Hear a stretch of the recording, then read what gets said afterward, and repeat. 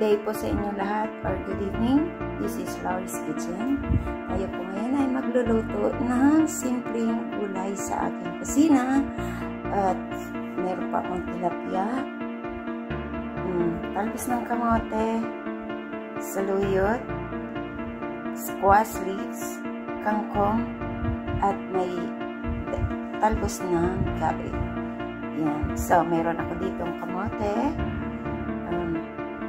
bagoong isda, may garlic, onion, and tomatoes.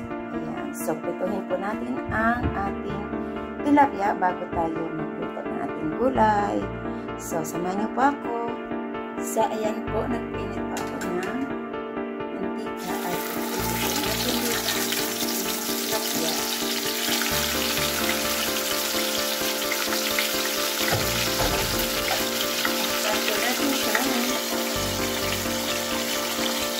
Ito naman po ay wala ko dito.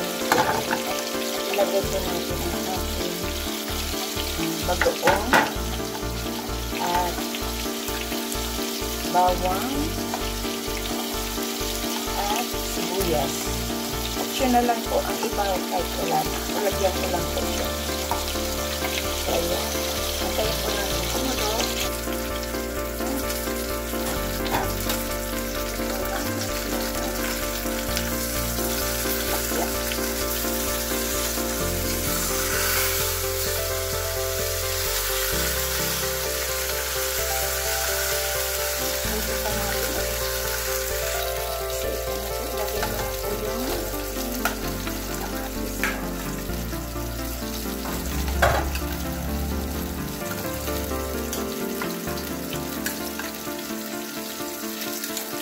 Ito po siya.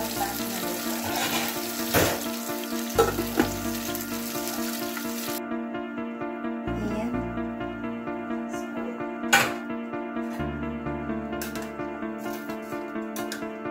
So, ilagay ko na po yung ating tilapia. Ang laki kasi nitong tilapia. So, isa lang po ang ilalagay ko yung ulo.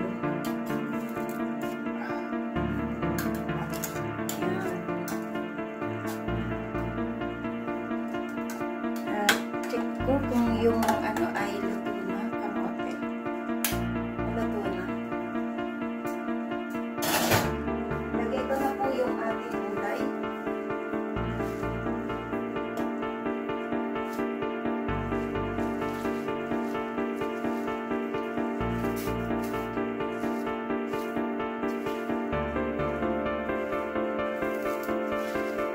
Sari-saring gulay mula sa backyard.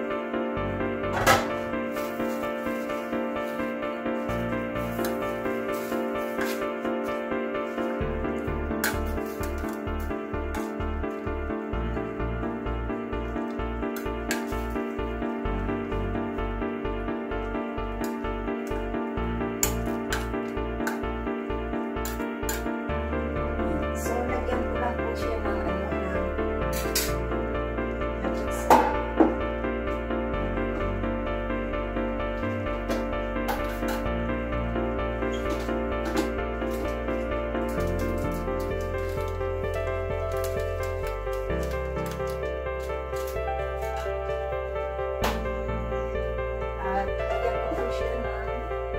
timplahin ko po siya,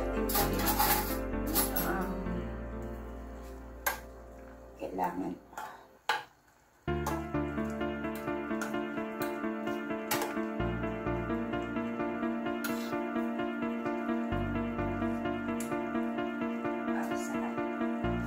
Lagyan ko lang po siya ng kaunting asin. Kasi na lang ititimpla natin.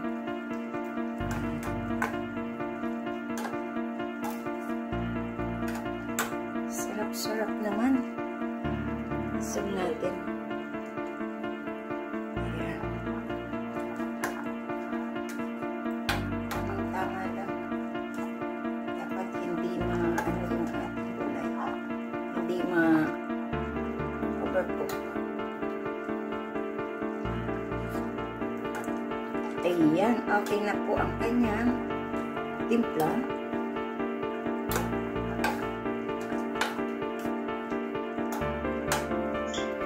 So, ilagay ko na po siya sa ating serving bowl.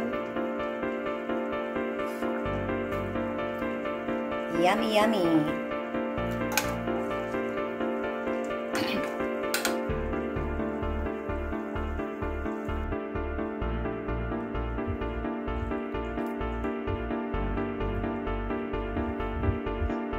So, ayan na po ang ating niluto for today. Ayan. Sa amin ay talagang laswa lang po yan. Pero sa Ilocano ay kasama po yan sa dinigding. Pero ang dinigding po ay marami pong klase. So, ayan po ang aking ulam for today. Ayan. Ay tilapia na dinigding. Sa aking version ko yan. Ayan. Kasi siya lang yung naandyan sa aking garden. So, siya po yung aking niluto. Bumili lang po ako ng tilapia at kamote na orange. Ayan. Salamat po sa inyong panonood. Thank you so much sa pagsama niyo sa aking premiere for tonight at sa pag-watch ng aking video. Sa hindi pa po nakasubscribe ng aking channel, please do subscribe and hit the bell button para lagi kayong updated sa aming parating na lulutuin. Tara, kain na po tayo. This is Lori's Kitchen. Thank you so much and God bless. Bye! Salamat po. Kain na po tayo. Yan. Bye-bye and yummy yummy. Ang sarap ng ating lutong, simpleng luto sa aming kusina. Bye-bye and